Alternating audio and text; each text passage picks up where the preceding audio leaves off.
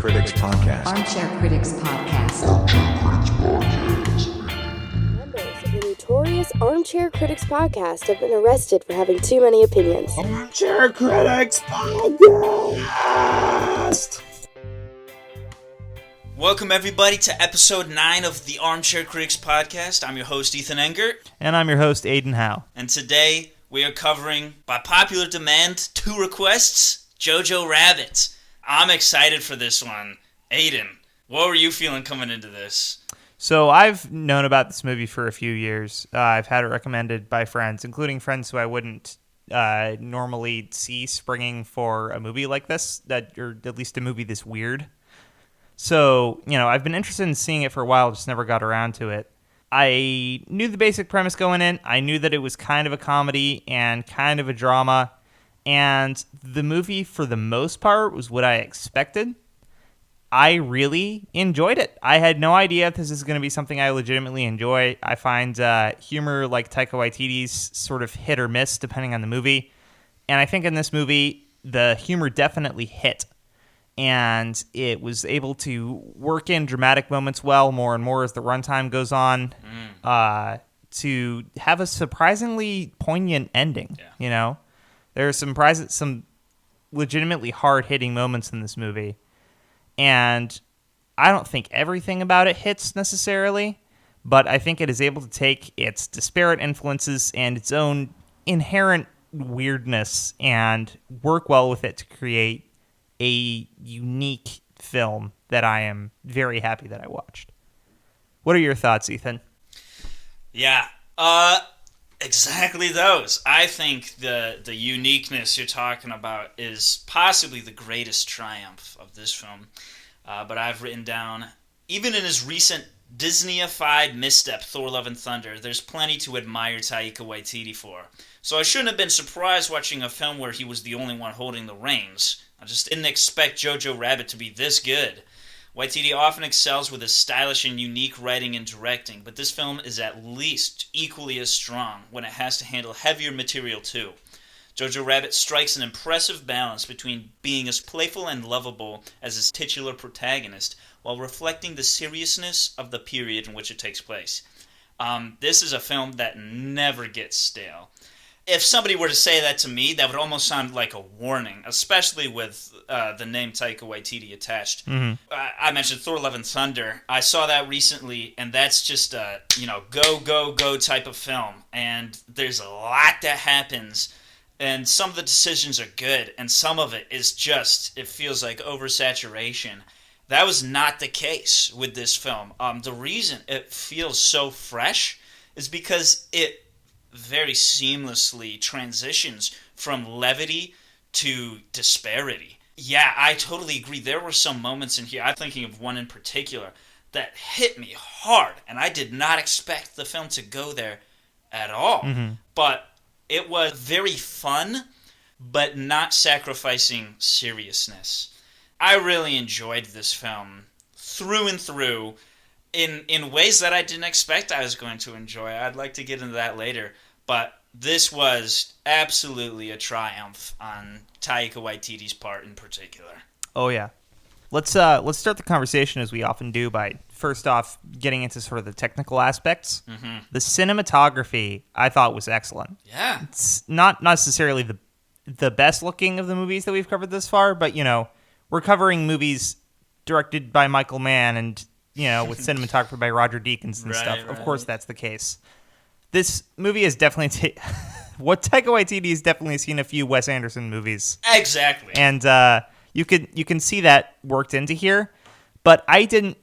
That really only came out, I'd say, in the first few scenes, which is even more colorful and cartoony and quirky than the rest of the movie, which gets a little darker both tonally and aesthetically as the runtime progresses. Lots of fun, creative camera movements in here, nice whip pans and stuff. Yeah. Really nice use of color throughout. The initial scenes looked like Moonrise Kingdom. Have you seen that movie? I was thinking the exact same thing. It looks like Moonrise Kingdom. It's hilarious. It's like a cross between Moonrise Kingdom and Inglourious Bastards. Yeah. yeah, I don't know. It stayed fresh and clean, nice use of color throughout.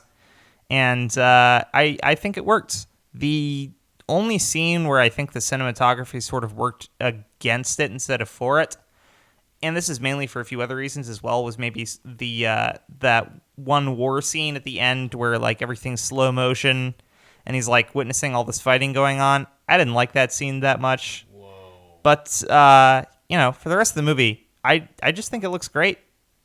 It's refreshingly simple and bright. Wow, that was a pretty hot take there at the end.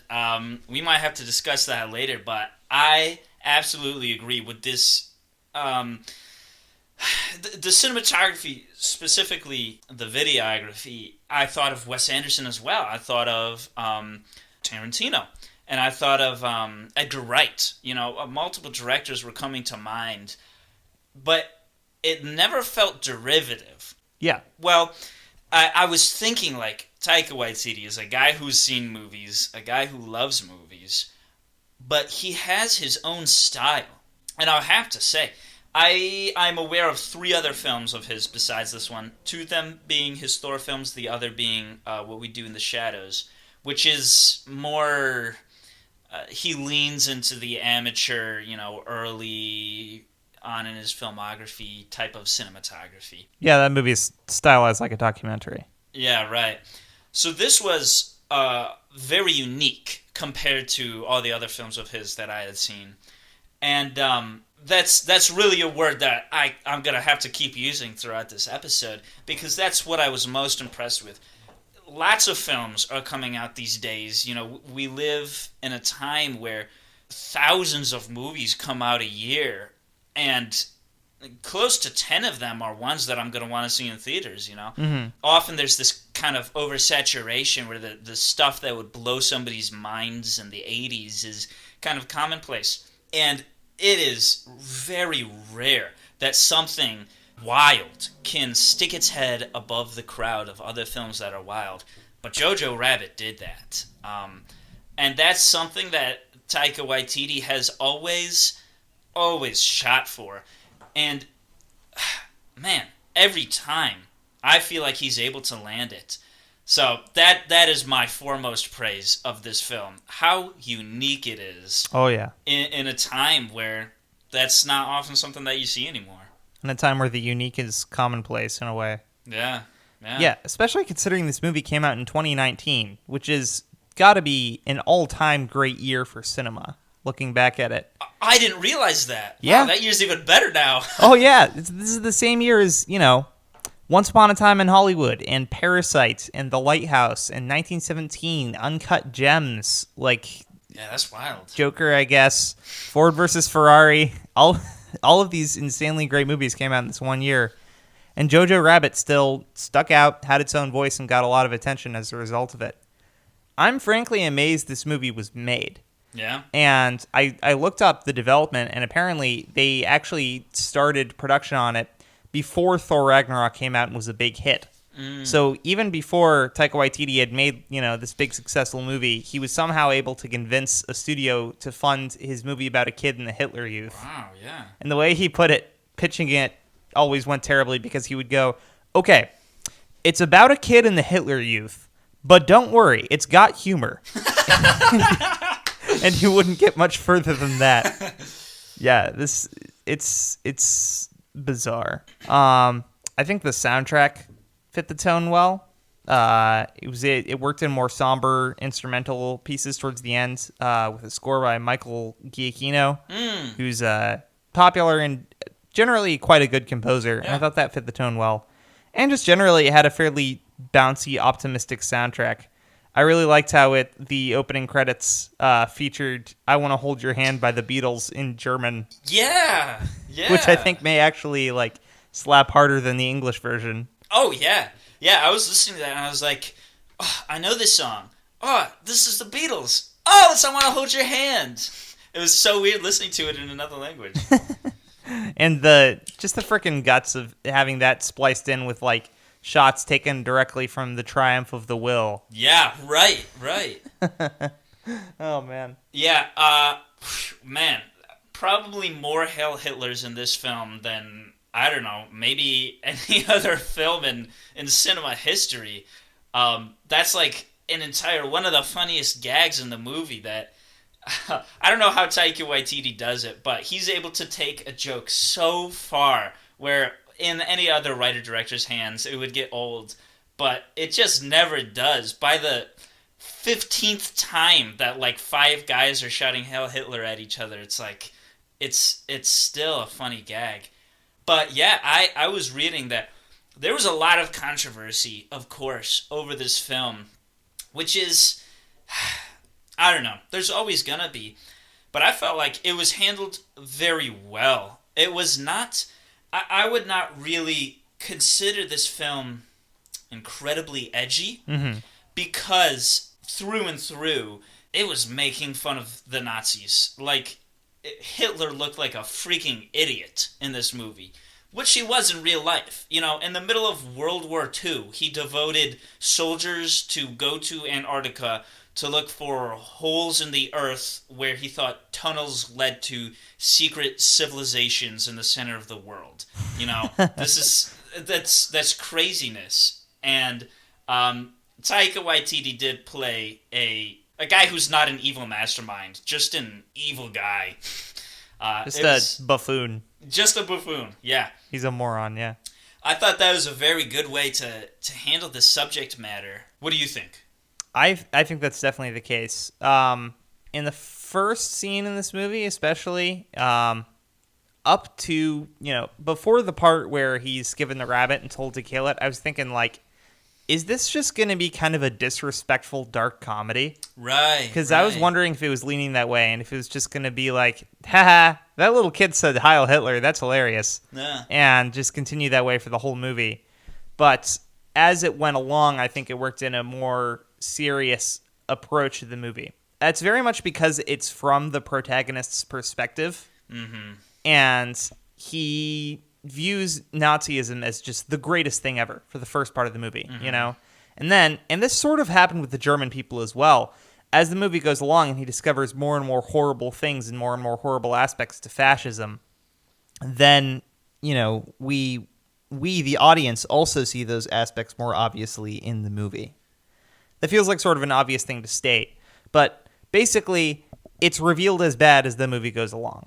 Right. I'm gonna say. Yeah. I thought that it treated it well. I think the way Hitler is portrayed in this movie was a weird choice, and I had no idea if it was going to pay off. I think it did pay off. I thought it was going to be a bigger part of the movie than it was going in, but I think just sort of having him be a character who shows up occasionally and be sort of a voice in Jojo's head was very effective. And Taika Waititi just plays him perfectly. He's clearly having a blast doing this shtick. Oh, absolutely. He's like Calvin and Hobbes, but instead of a tiger, it's one of the most infamous mass murderers in human history. Yeah. Yeah, I think the... oh, wow. I was almost going to say I think Hitler was my favorite aspect of the film. But, like, that character and what it represented definitely was my favorite overall aspect of the film. And the way that, Taika Waititi was definitely having a lot of fun with it. But it was very funny. Some of the best pieces of comedy were there. It was a very good look into Jojo's psyche. It was super cool, this internal struggle personified, really.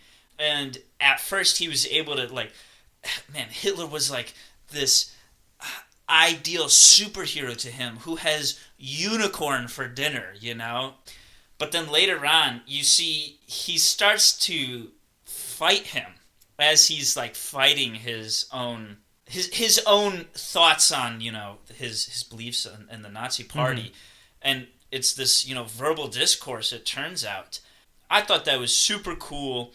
I've talked here about kind of what you can do with different forms of art between literature and cinema, and it's tough to portray an internal struggle with a character in cinema because you don't get that written word aspect. Right, unless you go the voiceover route, which generally just sucks. Right, yeah. But yeah, that's another... Taika Waititi found a way to do it in a more unique way. And it's not the first time that, somebody's internal struggle has been portrayed through a secondary character. But it was done in, a unique enough way that it represented more than just that. This is a film, there's the classic rule of thumb. Every scene should do two things. In this film, every scene is doing at least three. Yeah. Working in Hitler was apparently his own touch. This movie is actually based on a novel, which I wasn't able to find much information about. It's called Caging Skies. And the novel is just dramatic. It's played completely straight. There's no comedy involved. And Taika Waititi basically read it and he went, this is pretty good, but it needs to be funnier. And so he worked in the whole Hitler imaginary friend aspect and rewrote a lot of elements. So I thought it was interesting that was his own touch. Yeah. Yeah, I heard him say that the novel is about a young boy during, the time of the Nazi Party in Germany. But when he heard his mom describe it to him one time as she was reading it, and she described it poorly, and then he read it, and he actually liked her description, which was inaccurate, better, so he just made that movie. That's such a great way to do it. Yeah, I think the comedy in this movie works very well. And it was able to assemble a surprisingly funny array of supporting characters to do that. Yeah. One thing that I really didn't expect, because I've only heard bad things about her and the movies she's been in, Rebel Wilson is hilarious in this movie. Really? Okay. Yes, I think so. I think every time she opened her mouth, I was laughing. My favorite part has got to be how she said the Jews mind-controlled her uncle because he became an alcoholic and a gambler and had an inappropriate relationship with her sister and ended up drowning in an unrelated incident. But it was the Jews. It was the Jews' fault. Yeah. Yeah. She's always so well written. And I would say her performance here is better than in the Pitch Perfect trilogy. I'll give her that. I have not seen the Pitch Perfect trilogy, but I think I will take your word for it. Sam Rockwell's character was awesome. Oh, yeah. I really liked his character. He was interesting. The way they worked in his orientation secretly but not secretly was really funny. Some people complained that his character was too sympathetic for a Nazi, but I think it makes sense because it's clear that he has desires that go against what the Nazi state teaches. Yeah. So I think him helping out Jojo and stuff really makes sense. I just loved his character. I loved his performance. I think he worked well. Yeah, I thought that was a really cool place to take the film because it was kind of a facet that I was really not expecting to see, where this, very loyal Nazi was starting to, see the cracks at the end of the war. And he was able to have, his own ideas. And, I don't know, possibly the most arresting shot for me personally in the film is when he is heroically standing in that battle scene with the feathered cap and the robe and everything. And it's just him being himself and just firing into the air, not even firing at the Allies. That was awesome. Yeah, it was really cool to see another layer of this film. Mm-hmm. It had depth. Oh yeah, and his death, the way he sacrifices himself for Jojo, I think is legitimately very poignant and sad. Yeah, because he accomplishes this ruse so that Jojo can be saved and not executed. Because he's wearing a German soldier's coat. He's, from the Americans' perspective, he's currently enlisted as a soldier, and I don't know if it's likely, I don't know how often stuff like this went on, but it does seem like there was at least a good chance of Jojo getting killed if he hadn't, called him a Jew and kicked him out of the way. Yeah. There's one thing that I would like to talk about that I don't know if I just don't understand or if maybe truly it was not the best decision in this film. I don't feel like the period or kind of the overall idea of this being, kind of anti-Nazi propaganda works 100% well. Yeah. I know that's kind of the core of the film. I feel like the true core is possibly I pulled out this theme of a child wanting to grow up, but learning that life is not all about growing up. Obviously his mother kind of helping him to try and remain a child. But, I mean, why could this not be told in a modern age where Jojo reads Donald Trump's tweets and thinks that he's an awesome hero instead of Adolf Hitler? Or I feel like if this was supposed to be satire, I did not need Taika Waititi to tell me that Nazis are bad. And if I were a Nazi sympathizer, this film would not have changed my mind. Do you have any thoughts on that? Can you pull out any reason that this film was put in this period in the way that it was? Or was it just that Taika Waititi wanted to make this film this way? Oh, man. So I do think you have a bit of a point there. This is something that many critics of this movie have picked up on is it seems to sort of lack some purpose in that regard. Also, people have complained about it not really being hard enough on Nazis, which I honestly can see.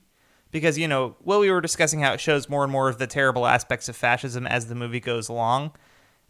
I mean, for like the first half of this movie, Jojo's just kind of thinking, oh, Nazism's cool, and the movie doesn't do much to contradict that. As for why it was set in Germany in the 1940s, I don't know. I think the theme that you've picked up on about Jojo sort of learning that it's okay to be a kid is definitely present in the movie, but I think it's a secondary theme to what Taika's trying to accomplish, which is anti-hate. The tagline for this movie, and I don't know if it was necessarily a good tagline because this isn't something that you should explicitly state about your movie. I think calling it an anti-hate satire, don't describe your own work as a satire because that just sort of defeats the purpose of satire. And also, I don't know if you even could call it a satire. Yeah, I think it works. The basic answer is the book takes place in Germany in the 1940s, and that's what it's based on. Yeah. I don't know if it was necessarily fully needed, but I do think it definitely makes the movie more interesting and more enjoyable in some ways. Yeah, I don't think it's a detriment to the film. I think maybe there was just one more string he could have tied off to make this more coherent, to make me say like, okay, yes, this film could not be told in any other era. It does well here, and it is obviously created to be told in this setting, and it's a benefit to the movie that it is. I guess that would probably be my biggest criticism, that it just it maybe didn't make it as essential. Yeah, I think that's a good point. I don't think this is a perfect movie. I do think some aspects of it are a little thinly developed. Some of the emotional moments can stray a little too far and become more campy than anything else. Not all of the jokes hit. But I think, 80% of the time, the emotional moments do hit, the jokes do hit, and I think the message comes across well. Maybe the character that expressed that most for me was his mom, played by Scarlett Johansson, who is meant to come across as very, playful and likable and sort of a contrast to Jojo's kind of dour brainwashedness. I think some of the time she more comes across as annoying than anything else. Like the scene where she puts on the fake beard and starts pretending to be his dad, I don't think works initially. But when she starts dancing with Jojo, I was like, "Aw, right. Yeah, I can see it. Right, it comes together again." And then, for me at least, the most emotional and kind of gut-punching moment in the movie is when he's walking along outside by himself, and he follows this butterfly, and he's staring at it on the ground, and he looks up, and his mother's feet are hanging there, and he realizes that she's been hanged as a traitor. That was so hard to watch. Yeah. That was just I did not expect it, especially considering the tone of the movie. It just bam, came like a punch to the gut. Yeah. It's so well done. And that alone convinced me, okay, yeah, her character was definitely necessary for this movie to function the way it did. Yeah. Yeah, I would love to talk about that scene. That was, man, yeah, out of nowhere. Like, I would have not even expected this film to go there. And when I saw her shoes, I thought, oh, wow. Like, way to go, Waititi, for that build-up. So we knew what it was. Mm-hmm. But honestly, I was in denial. Like, he sees the shoes, and I thought, oh, he's tricking us. That's somebody else with the same shoes. And then he looks up, and he confirms that it's his mom. I was like, no, maybe he didn't. Maybe it's still not his mom. And for a little while, I was like, come on, please, you can't do this to me. Let her be alive. But after I got over it, that was, I think, one of the best decisions in the film. Not just for the implications of having, an emotional scene, but what it forced upon Jojo. Because, he's a kid all the way through, and kids need to be taught. You don't come out of the womb knowing everything. That's why you have parents. And so his mom is trying to teach him all the way throughout the film, and he's just not getting it. And he is, at that point, he's starting to turn a corner. He's kind of on the bubble, It gets to this point where there's nothing more that she can really do. She can't force him to make any more decisions. And so she gets taken out of the film. And he is forced to make the decision of his own accord. I thought that was a very good choice. It'd be such a lame character arc if his hand was held all the way through the film and his mom made the decision for him to become a good person. Yeah. But not only was it like she let him go, she had zero influence. She was out at that point. And he was able to have... It made the arc so much stronger because it was 100% him. She gave him the push, but it was all his decision. I thought that made it very strong. And then, of course, the relationship with Elsa, much more heartfelt and meaningful. Absolutely. He's finally faced with this quandary. Like, is he going to choose what his mom taught him or what Hitler taught him at the end of the day? Yeah. And then, he's conflicted, as immediately shown by the scene following that, where he goes home, tries to stab Elsa kind of half-heartedly, and then just gives up and breaks down. That scene was maybe where the acting most shown to me. Roman Griffin Davis, who was selected to play Jojo, thus far it looks like this is kind of the only thing he's been in. He was great. Yeah. It is so satisfying to actually watch a child actor who's good at acting. Right. Because there are so many who are not, and this movie would have been so much worse without a good central performance to anchor it. Like, the best supporting cast in the world will not make up for if your main actor is bad. Right. But he was great, and I was consistently impressed with his performance. I think he has great chemistry with Thomasin McKenzie, who plays Elsa in particular. They legitimately felt like sort of this kind of impromptu brother-sister duo, just bickering. Yeah. That made me think of something. This film reminds me a little bit of To Kill a Mockingbird, because that's a very similar type of narrative where our protagonist is a young girl who wants to grow up, but more importantly, it's set during this time of civil unrest, and she is kind of a little bit too innocent to understand all the complexity of this, hateful racism that's going on in her life. Mm-hmm. And it's such a bittersweet way to paint that story, and it just makes you feel more emotion. And it is incredibly effective in that novel and very effective in this film as well. To see, kind of this young, innocent boy being corrupted by the Nazi Party, and, his life is taken from him by the Nazi Party. But it's so much more uplifting to see him retain his innocence. You'd see some of the darkness of this film. In this film, I mean. It's not Schindler's List. But it's still, the Holocaust. Yeah. That darkness makes, the brightness that much brighter. To see such a light like Jojo's mom snuffed out, it's painful.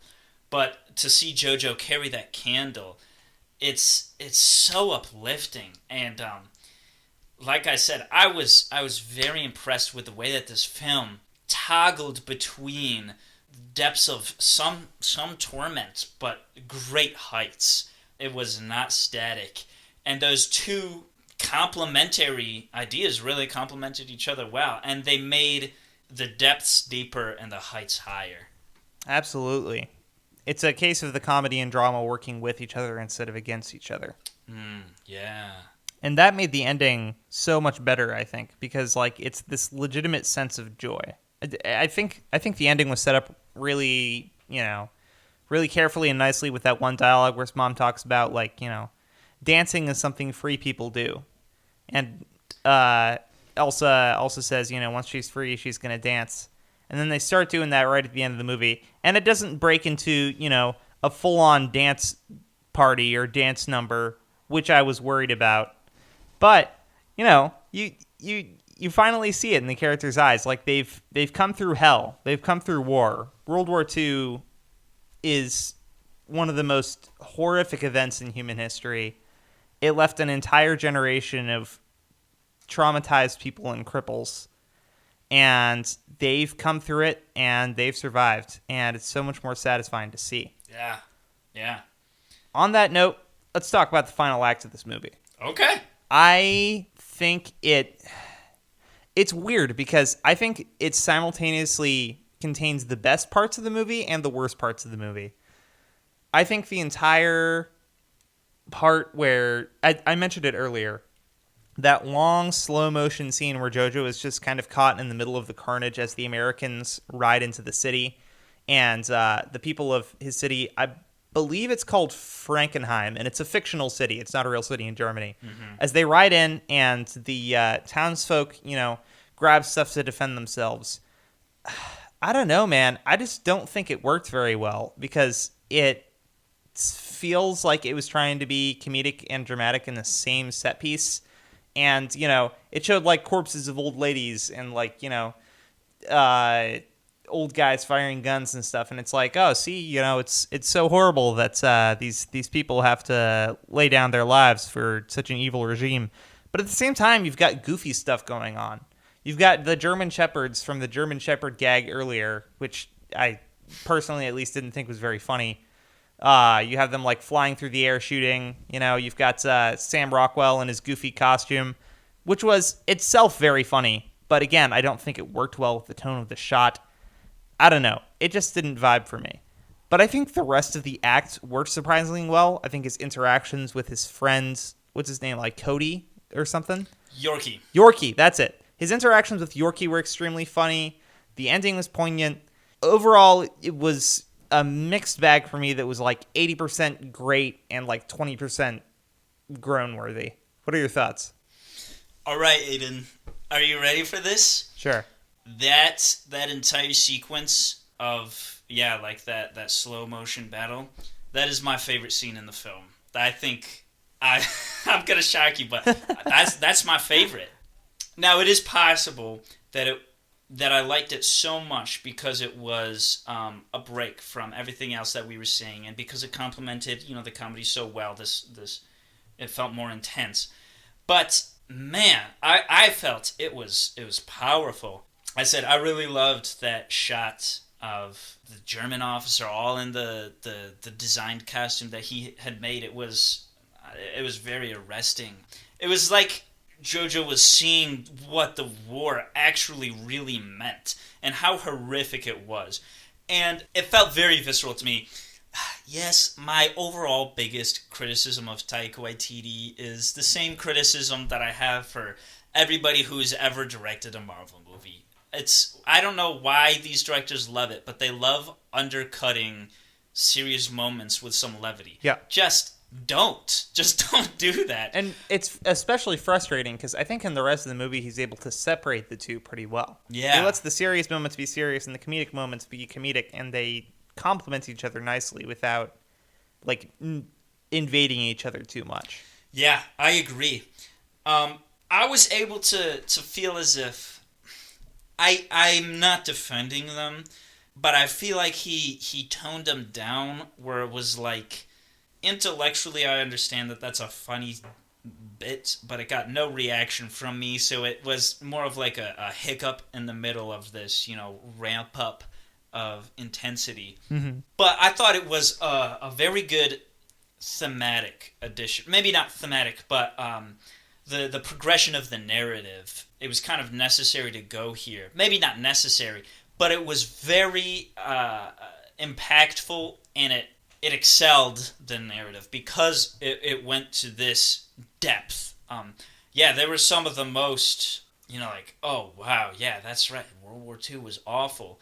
And kind of for everyone. And you brought up the point, watching these people defend their country, and it's like they just don't understand. They're brainwashed, and they're kind of forced to lay down their lives for possibly the most evil institution known to man.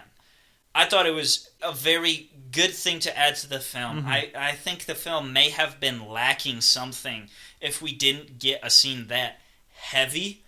I also thought it looked gorgeous. I thought the slow-mos were effective, not only in adding to that drama of the scene, but they looked good, I thought, personally. Directly preceding that scene is personally my favorite shot of the film, when Jojo and Elsa are looking out the window at the city under attack, and it's at night, and they're like firing the anti-aircraft into the sky, and there's planes flying around. That was an incredible shot. Oh my gosh, it was lit so beautifully. I didn't recognize the name of the cinematographer, but that scene was so good, and I felt that serious tone carried well in the cinematography to that next scene. Yeah, those are good points for sure. Yeah, I really only have a problem with that one shot, and I still think it looked cool. I just think that undercutting with levity that I think you mentioned really didn't work well on that one scene and wasn't appreciated. Final act overall, though, was super effective. Some of the best cinematography in the movie there, as well as the one shot of Frankenheim, whatever it's called, being bombed. And another shot that sticks out to me is this one beautiful Wes Anderson-ish camera movement where it's just him running through the wreckage, and he kind of makes his way into this ruined building, and the camera moves downward and follows him as he moves into this like crawl space underneath and hides. Yeah, it was very, very effective. Yeah, and again, it's like I was thinking after the fact, retrospectively, this film is kind of the inverse of The Girl with the Red Coat from Schindler's List. For me, her presence in Schindler's List is the roughest, most emotionally depraved moment of the film, when Spielberg forces us to see this poor little girl wandering around a Jewish ghetto as, people around her are being slaughtered if they're not complying. And then later on in the film, you see her red coat in a pile of clothes that were owned by people who have been killed. Oof. And Jojo is kind of her on the German side. He just does not really understand what's going on until eventually he does. He's thrown into the middle of it. And yeah, I was thinking of that exact same, that one camera movement where he's like running for his life. And it's like, it's just, I feel so bad. It's not fair, that this is like a kid who is forced to endure this. If you want to make a point with me, if you want to tell me that something was bad, show me a kid enduring something bad, And I'll agree with you. Oh yeah, I gotta agree. It was so hard to watch. I think I'm gonna ask you the big question. Okay. What is your least favorite aspect or least favorite scene of Jojo Rabbit? Personally, it was possibly, I would say it would be that this film was not super tight. Recently, the new Jurassic World film came out. I've not seen it, but my dad and I have gone back and we're watching the previous entries, excluding Jurassic Park 3. But last night we watched the second Lost World. And it's not as good as the original, but I was surprised with how good it was because of the script. Yeah. It is an incredibly tight script, and I love that. I appreciate it so much.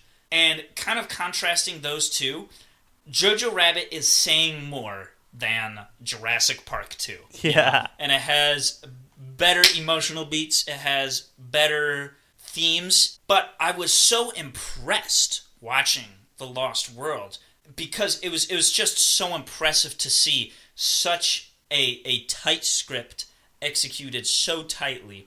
And Jojo Rabbit didn't really bring that to the table for me. It was pretty loose. I mentioned I'm not a huge fan of Waititi. Didn't really explain himself well enough why this had to be set with the setting that it is. Right. Act 2 meanders a little bit. Once we're getting to the end, I'm feeling like we're treading some similar ground that we have before.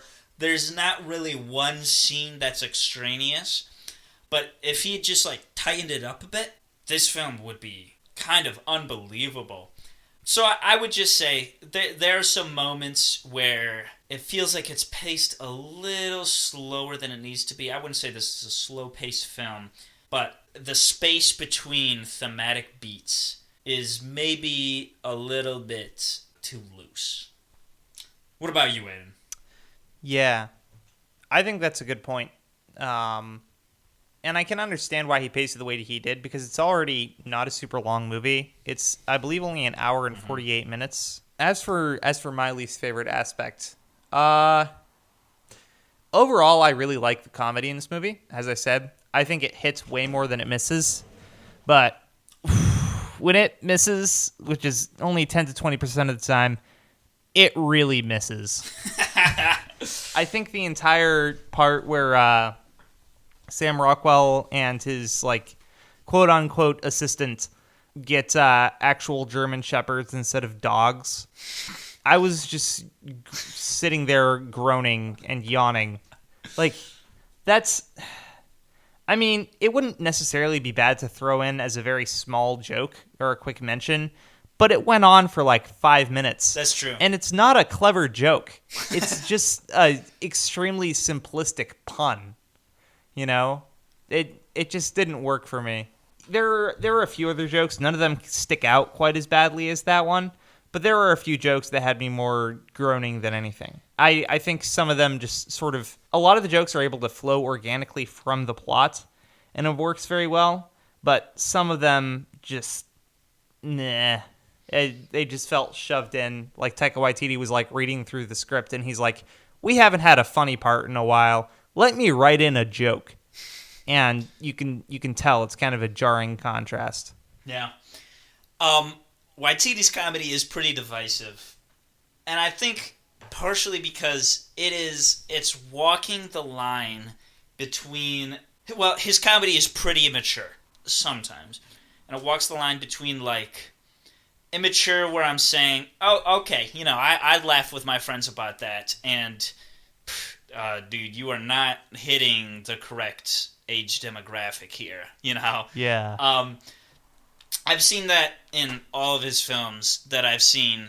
And, yeah, I think you're getting to a good point where it's the German Shepherd scene came, and I'm like, man, that is the kind of stuff that I'd love. How come I'm not enjoying this? And, yeah, you're right. It takes too long. Shakespeare says, brevity is the soul of wit. And when a Waititi joke doesn't land, it's often because it's extruded a little too far. Yeah. It's very funny. I listen to this one podcast I'll plug called Film Spotting. Very good, but it's two guys who apparently have opposite takes and opposite feelings on cinema. And so every time that they do an episode on Taika Waititi, they like opposite jokes. And I don't know if I can say it's just because everybody's different or maybe it's a detriment to Waititi's comedy. But when he misses, it's just like, wow, you're right. That was not good. It's funny to see everybody have like different takes on it. Yeah. And, obviously, at the end of the day, humor is subjective. Yeah. What makes me laugh is not what's going to make everybody laugh.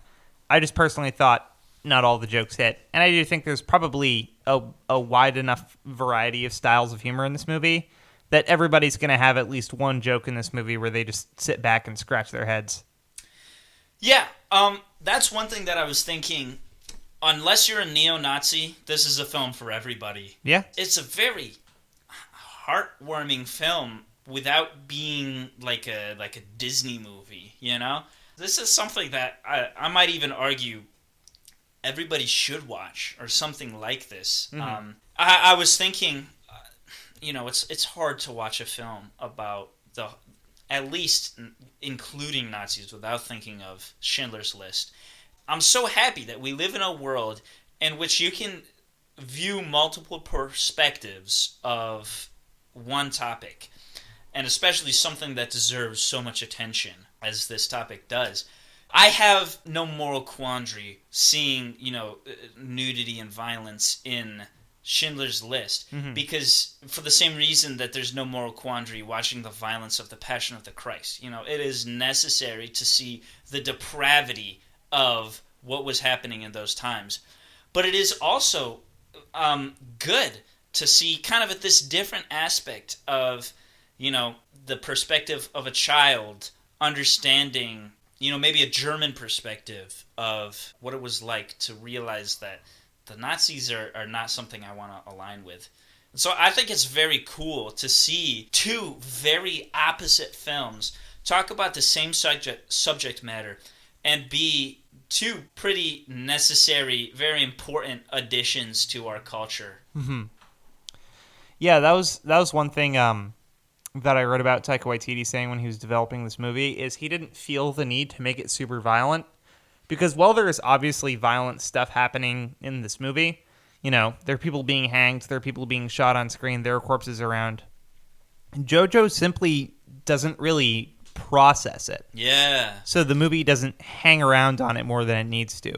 He probably could have made it R-rated and way more gory if he wanted to, but he didn't think it was needed. And that is what makes it sort of again, there's that magic word, it's unique. It's a unique contrast to movies like Schindler's List. Yeah. I've never seen a World War II movie like this, and I doubt it'll be a long time, if ever, before we get another World War II movie that's anything like this. Yeah.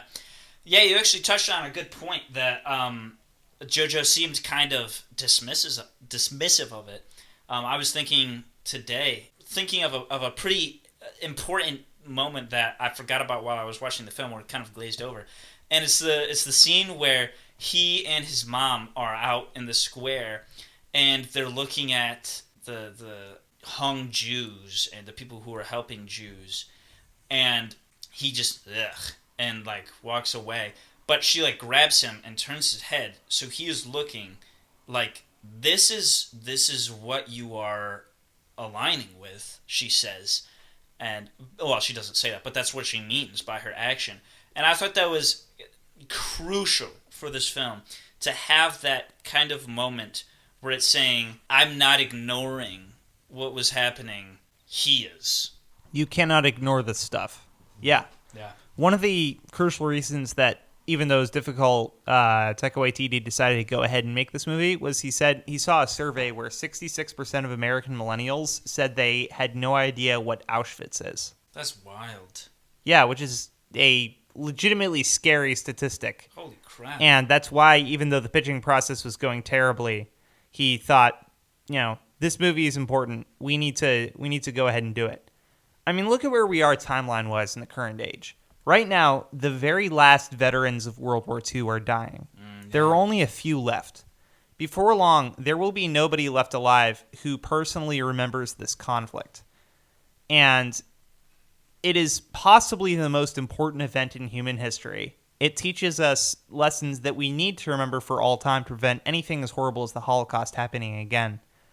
And we cannot allow it to be forgotten.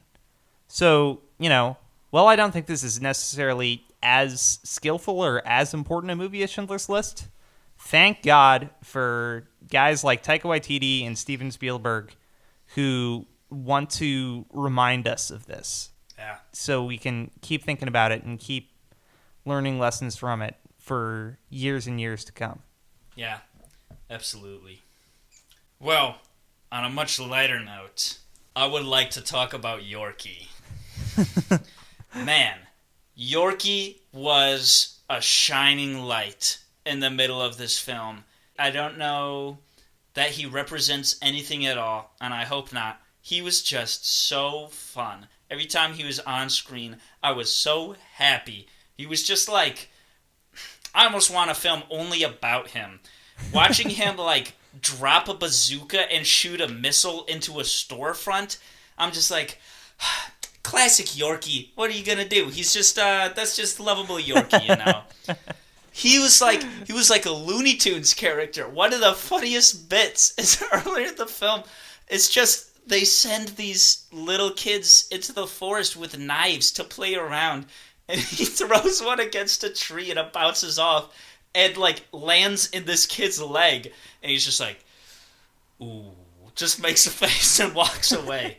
Man, what an addition to this film. He's almost like the Pixar sellable plush type character. Yeah. Where everybody comes out of the film and they're just comes out of the theater and they're like, that's the guy I want to spend an afternoon with. He's always got great little comments and stuff too. Jojo's talking about how he wants his best friend to be Hitler. So he says, so unless you're the Fuhrer in a fat little kid's body, then sorry, you're a second best friend. And Yorkie just goes, no, I think I'm just a fat little kid in a fat little kid's body. Just the way he delivered it was perfect. This kid who played Yorkie, I unfortunately can't remember his name. He's going to go far. I hope He's so. got a career ahead of him. I really, really hope so, too. He made me think of Sean's best friend in Shaun of the Dead. Ed, yes. Yeah, Nick Ed. Frost. We need more of this guy. And it's amazing that they're able to find two good child actors to play these characters. Right. Oh, yeah. I was very impressed with his performance as well. I would have expected it to be annoying, but no, it was fantastic. You're right. Well, I talked a little bit about my favorite scene. Aidan, what is yours? Oh, boy. It's difficult to pick a favorite scene out of this movie. I think a lot of the scenes in this have really great and really bad elements to them. One scene that just sticks out to me is the swimming pool scene. Because, I don't know, I just think Sam Rockwell and Rebel Wilson and that whole gaggle of characters are really funny. Sam Rockwell in particular is sitting on the edge right next to, is it Finkel, who's his secret lover, doing curls and answering questions from Jojo about Jews kind of half-heartedly. Yeah. Well, all of the kids who are in his charge are drowning in front of him. And after about 5 minutes, he goes, they're drowning. I got to deal with that. And you've got paranoid, delusional Rebel Wilson scooching in and telling stories about Jews as well. I don't know. I just thought it was great. I think none of them sticks out in particular, but I think a lot of the scenes between Elsa and Jojo were great because I think they have really good chemistry. I think they're able to develop the plot well. I think sort of the humanization of Elsa is very well done. One thing I noticed is that she gets nicer and nicer clothes as the movie goes on. So when she starts out, she's just sort of appears as this demon or ghost. She looks like the girl from The Ring when he encounters her. Yeah. So she's just this greasy, lanky individual living in his walls wearing filthy clothes. And then she, like, you know, gets a nice jacket here and a hat there as the movie goes on, until by the end she, like, finally looks like a human being. And that in itself just reflected Jojo's mindset slowly changing about her. That's good. Yeah, I don't know. I just thought the scenes between them were great. Overall, I just, you know, I like this movie. It's a fun movie. It's an important movie. Yeah. And I think it's a movie that everybody, except maybe Nazis who would hate it, would watch. Yeah. Should watch. Yeah. I don't think I ever saw a trailer for this film. I've only seen a couple clips. So I didn't realize that she was going to be in it at all. But that was a really good addition. There's probably a theme in here, and I hope I'm not, you know, just projecting, but I think there's this theme throughout the whole film about kind of misinformation, and it's kind of ignorance that allows Jojo to idolize Hitler and the Nazi Party.